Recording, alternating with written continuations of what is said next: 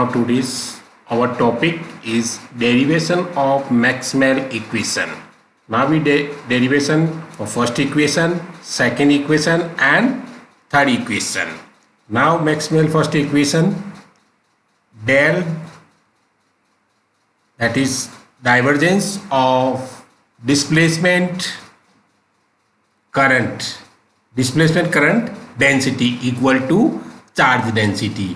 Here d displacement current, that means displacement of electron. This equation is based on Gauss law of electrostatics. Now Gauss law क्या कहता है कि ये जो वो चार्ज है, there is a charge, positive charge which is enclosed by एक surface से enclose है, close है, तो उसका जो टोटल वो क्या होगा, तो इलेक्ट्रिक फील्ड वहाँ से इलेक्ट्रिक लाइंस निकलेंगी, तो वो इलेक्ट्रिक लाइंस क्या होगी, टोटल इलेक्ट्रिक फील्ड क्या होगा, surface integral vector electric field vector at surface ds vector equal to q upon epsilon. q charge in close surface के अंदर चार्ज है, ये परमिटिविटी ऑफ स्पेस है, फ्री स्पेस है, और we can write this here d. आपका d क्या है, displacement current. d is directly proportional to electric field, तो d equal to epsilon e.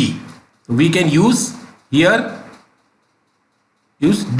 तो d is equal to this from ये, this is the equation 1.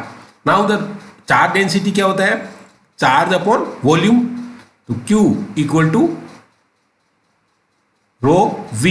तो rho क्या है, charge density.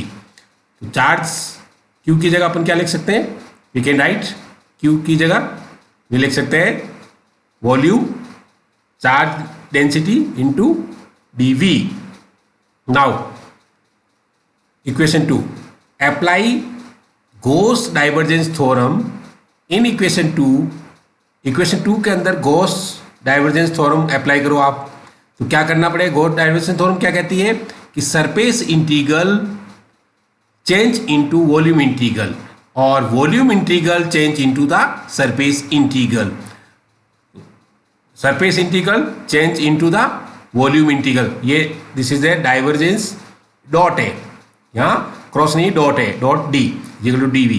तो यूज इक्वेशन 3 इन 2. इक्वेशन 3 को 2 में use करने पर आपको क्या मिल रहा है, वॉल्यूम इंटीग्रल, इधर भी वॉल्यूम इंटीग्रल है, और del dot D displacement current, दोनों तरफ वॉल्यूम इंटीग्रल रिमूव हो जाएगा, तो आपको क्या, del dot displacement current density equal to charge density. ये प्रूव हो गया आपका equation first. Now the equation second. Equation second क्या कहती है, इक्वेशन सेकंड ये कहती है, equation second is based on Gauss law of magnetostatics.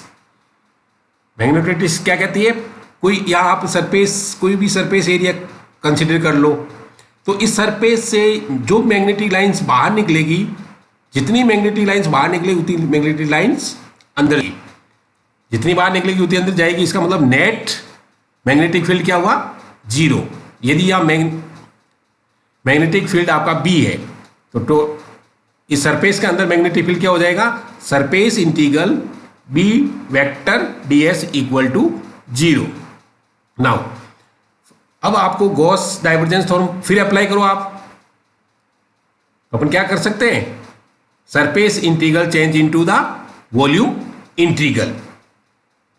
अब यहां पे आप यहां पे भी देख लो, जैसे एक सरफेस अपने कंसीडर करा, इसमें मान लो नंबर ऑफ लाइंस 3 आ रही है, तो 3 बाहर जा रही है, तो डाइवर्जेंस का मतलब क्या होता है, डाइवर्जेंस यहाँ 0 हो गया.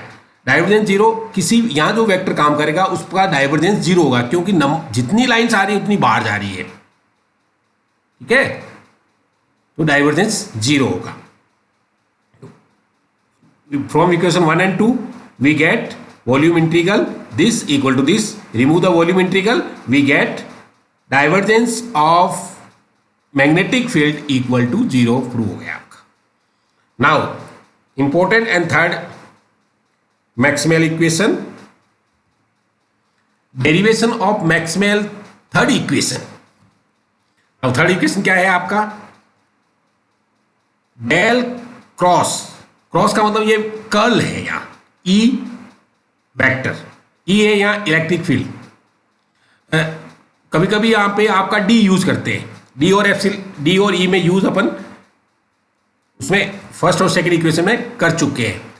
Is always equal to change in magnetic field. तो थर्ड इक्वेशन किस पे बेस है, third equation is based on Faraday law of electromagnetic mutual induction. अब म्यूचुअल इंडक्शन थोड़ा अपन यहाँ कंसिडर कर लेते हैं थोड़ा टाइम के लिए। यहाँ एक कॉइल है आपका प्राइमरी, यहाँ सेकेंडरी कॉइल है। इस कॉइल प्राइमरी कॉइल के अंदर आपने मान लो करंट फ्लो हो रहा है तो मैग्नेटिक फील्ड होगा, करंट फ्लो होगा तो इलेक्ट्रिक मैग्नेटिक फील्ड जनरेट हो जाएगा। तो इस वजह से यहाँ पे एक इंड्यूस फ्लक्स जनरेट हो जाएगा और वो फ्लक्स किसके बराबर होगा, वो फ्लक्स यानी यहाँ पे आपका मैग्नेटिक वोल्टेज जनरेट हो जाएगा। वोल्टेज अपन ड्रॉ कर सकते हैं, दैट मीन्स अब ओपन सर्किट है तो we can say that EMF electromotive force.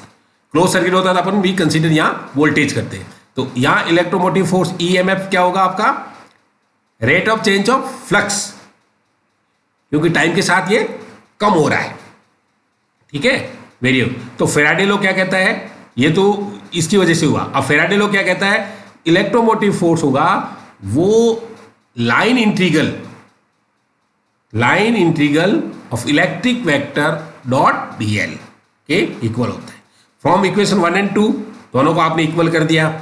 अब यहां पे फाई क्या है, फाई क्या होता है, magnetic field into surface area.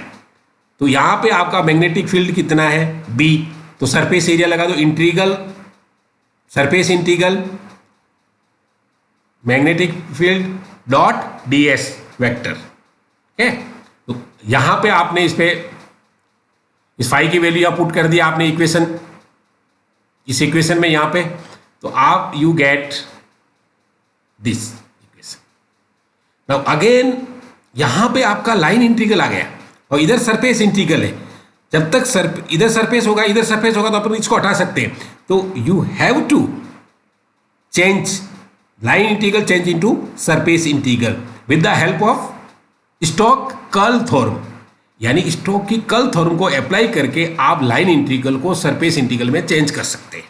तो apply the stoke curl theorem in equation 3 आपने अप्लाई करा, कहाँ करना, खाली ओनली लेफ्ट हैंड साइड के अंदर।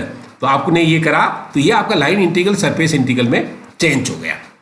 तो यूजिंग इक्वेशन 3 वी गेट, इस 3 के अंदर तो आपको क्या मिल गया, आपका surface integral del cross E dot D S equal to magnetic field this.